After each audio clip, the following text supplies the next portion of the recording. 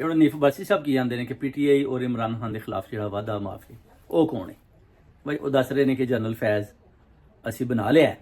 ਇਹ ਨੀਫ ਬਾਸੀ ਸਾਹਿਬ ਆਪਣੇ ਕੋਲ ਅਸੈਂਬਲੀ 'ਚ ਨਾ ਗੱਲਾਂ ਲੱਗੇ ਨੇ ਕਰਨ ਤਕਰੀਰਾਂ 'ਚ ਕਿ ਜਨਾਬ 9 ਮਈ ਕਰਾਓਗੇ ਤੇ ਫਿਰ ਬਚੋਗੇ ਤੇ ਨਹੀਂ, ਤੇ ਤੁਸੀਂ ਤੇ ਕਰਾਇਆ ਹੈ।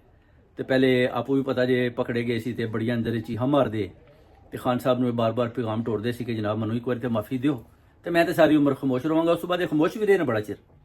ਉਸ ਤੋਂ ਬਾਅਦ ਫਿਰ ਇਹਨਾਂ ਤੱਕਿਆ ਕਿ ਜਨਾਬ ਖਾਨ ਸਾਹਿਬ ਦੇ ਅੰਦਰ ਹੋ ਗਏ ਤੇ ਸ਼ਾਇਦ ਅਸੀਂ ਡੱਕ ਲਏ ਨੇ, ਤੇ ਇਹਨਾਂ ਫਿਰ ਪਰਪੁਰ ਦੇ ਕੱਢ ਕੇ ਤੇ ਇਹਨਾਂ ਨੇ ਬੋਲਣਾ ਸ਼ੁਰੂ ਕਰ ਦਿੱਤਾ ਕਿ ਜਨਾਬ ਵਾਦਾ ਮਾਫ ਗਵਾ ਵੀ ਅਸੀਂ ਬਣਾ ਲਿਆ ਜਨਾਬੇ ਵਾਲੇ, ਅਸੀਂ ਤੇ ਛੱਡਾਂਗੇ ਨਹੀਂ। ਤੇ ਆਪਣੀ ਲਾਲਚ 'ਚ ਲੱਗੇ ਨੇ ਕਿ ਸ਼ਾਇਦ ਅਸੀਂ ਖਾਨ ਨੂੰ ਕਿਤੇ ਡੱਕ ਲਾਂਗੇ ਪੱਕੇ ਪਿੰਜਰੇ 'ਚ ਤੇ ਅਸੀਂ ਆਪਣਾ ਹਕੂਮਤ ਕਰਾਂਗੇ। ਇਹ ਵੀ 5 ਸਾਲ ਅਸੀਂ ਪੂਰੇ ਕਰਾਂਗੇ ਜਿਹੜੇ ਨਜ਼ਰ ਹੀ ਨਹੀਂ ਆ ਰਹੇ, ਤੇ ਅਗਲੇ ਵੀ 5 ਸਾਲ ਅਸੀਂ ਸ਼ਾਇਦ ਪੂਰੇ ਕਰਾਂ ਔਰ ਮੈਨੂੰ ਸ਼ਾਇਦ ਕੋਈ ਵਜ਼ਾਰਤਾਂ ਵੀ ਲੱਭ ਜਾਣ। ਤੇ ਇਸ ਚੱਕਰ 'ਚ ਨੀਫ ਬਾਸੀ ਵੀ ਜਿਹੜਾ ਨਾ ਉਹ ਆਪਣਾ ਲੋਹਾ ਮਨਵਾਉਣ ਦੀ ਕੋਸ਼ਿਸ਼ ਕਰ ਰਿਹਾ ਹੈ, ਜਿਹਦੇ 'ਚ ਬੁਰੀ ਤਰ੍ਹਾਂ ਨਾਕਾਮ ਹੋ ਰਿਹਾ ਹੈ। ਔਰ ਆਵਾਮ ਕੌਮ ਔਰ ਓਵਰਸੀਜ਼ ਕਮਿਊਨਿਟੀ ਉਹਦੀਆਂ ਗੱਲਾਂ ਸੁਣਦੀ